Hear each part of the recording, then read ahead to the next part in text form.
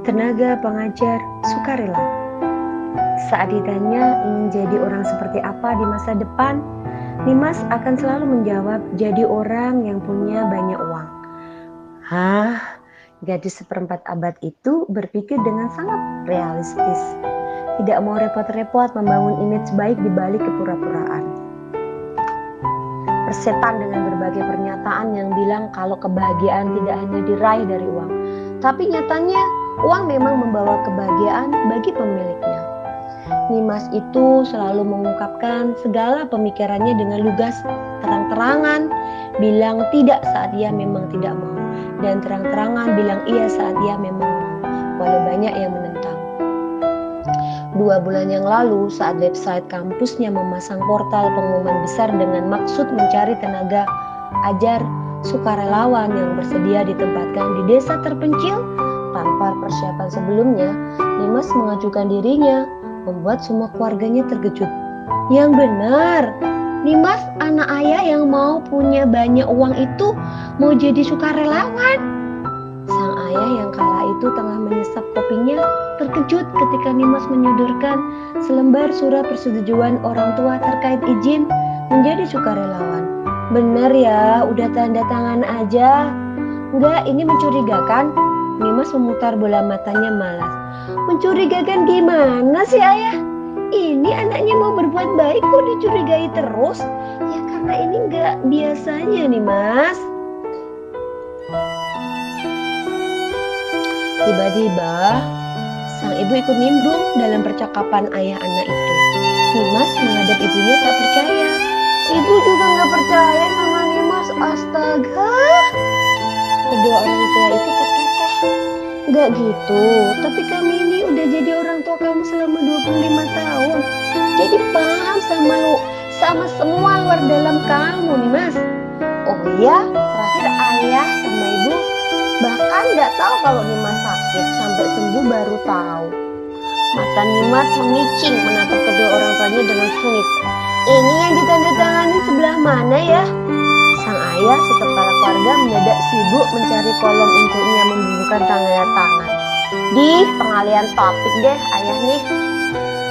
Ketiganya sontak tertawa di atas meja makan itu.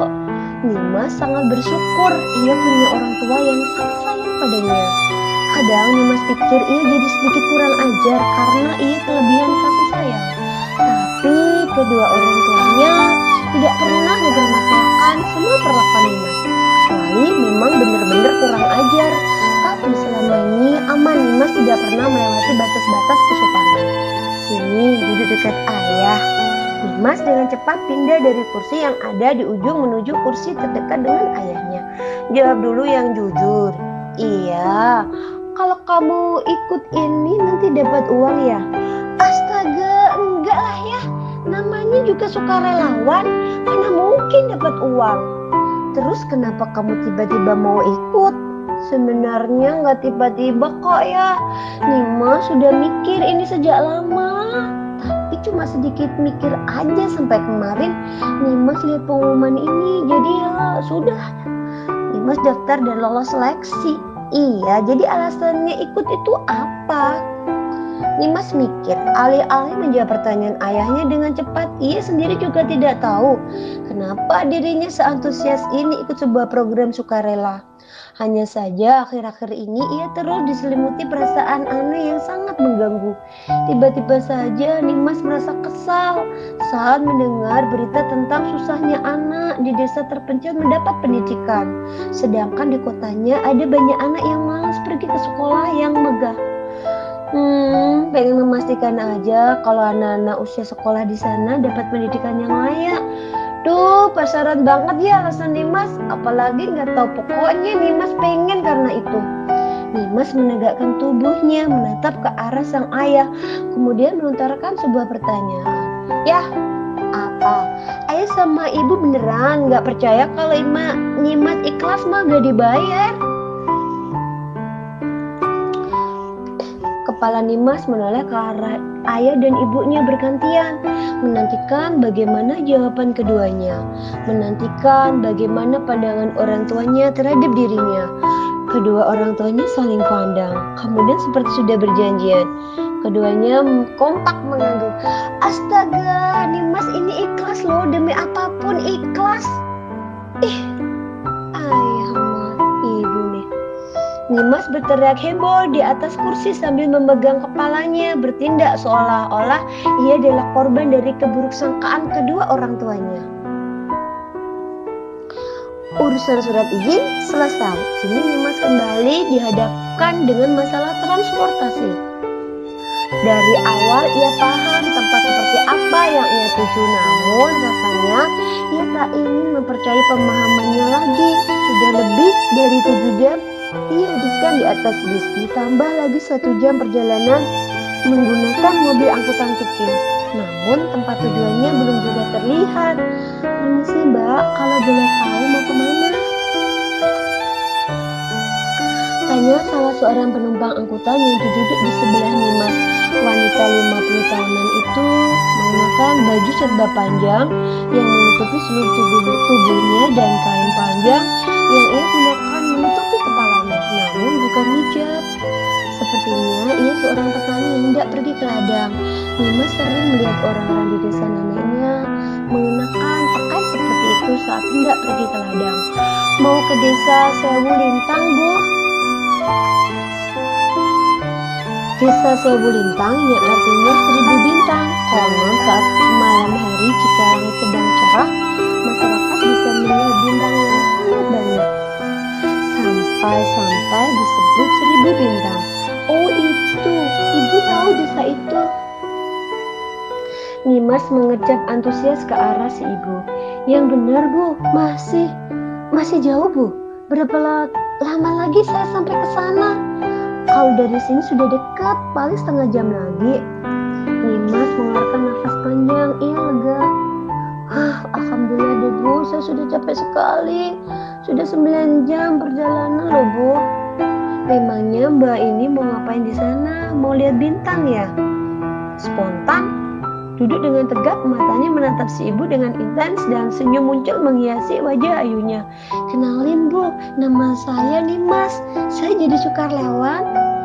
jadi sukarelawan pendidikan buat ngajar anak-anak di desa Lintang Sewu. Di desa Sewu Lintang deh. Maaf terbalik. Kesan pertama Nimas untuk desa Sewu Lintang adalah asri. Banyak pepohonan hijau di sepanjang mata memandang. Padi-padi tumbuh subur di persawahan. Dan yang tak luput dari pandangan adalah langit yang sangat cerah. Begitu memicu rasa penasaran Nimas. Akan jadi seperti apa langit ini nanti malam? Akankah ia melihat 1000 bintang di malam pertamanya menginap di desa ini? Perkenalkan, ini namanya Kak Nimas. Seorang pria baya yang menjabat jadi seorang kepala desa memperkenalkan Nimas pada barisan bocah yang duduk dengan rapi di atas tanah tanpa alas. Mereka semua memandang Nimas dengan bermacam-macam reaksi. Ada yang menatapnya dengan senyum lebar, ada yang memandangnya takut-takut, bahkan ada yang terang-terangan dan tidak memperhatikan perkenalan Nimas. Halo, perkenalkan nama kakak Kak Nimas. Sial, kenapa Nimas jadi gugup begini? Perkenalan pertamanya jadi tidak keren. Kenapa suaranya bergetar saat berkenalan di depan bocah-bocah polos ini? Hening, tak ada jawaban. Mereka hanya memandangi Nimas tanpa mengucapkan sepatah kata pun. Sungguh, Nimas sudah punya banyak pengalaman mengajar yang selalu ia banggakan di salah satu sudut CV-nya. Pak Kepala Desa, tolong bantu Nimas. Oke, jadi adik-adik yang lucu. Tidak, mereka masih belum bereaksi. Bahkan Nimas sudah menggunakan kata lucu, entahlah. Nimas mau sesi perkenalan ini cepat selesai, baru ia akan menyusun strategi baru lagi untuk mendekati mereka. Mulai hari ini, kakak akan belajar bareng dengan kalian semua. Siang hari kita akan belajar di sini ya. Mulai jam 7 pagi, semuanya yang datang ke sini kita belajar bareng-bareng. Anak-anak itu memang tidak mengenyam pendidikan secara formal. Mereka biasa diajar oleh guru sukarelawan dari desa sebelah. Namun berita sedihnya adalah sudah 1 bulan ini sang guru absen karena sedang hamil muda. Jadi anak-anak desa itu kembali lagi menjalani hari-hari mereka tanpa seorang guru. Oh iya dek, karena kakak belum tahu nama kalian, besok kita kenalan ya. Ada yang sudah bisa menulis di sini? Kumpulan bocah dengan usia rata-rata 9 tahun itu mengangguk malu-malu. Pintarnya, jadi kakak mau kalian tulis nama masing-masing, terus ditempel ya di meja masing-masing, bisa? Nimas memperagakan bagaimana cara menulis nama dan bagaimana cara menempelkan di meja dengan begitu antusias. Pak Kepala Desa cukup terkesan dengan semangat Nimas yang tidak main-main. Semoga saja anak-anak itu cepat luluh oleh Nimas. Bisa, Dedek? Bisa.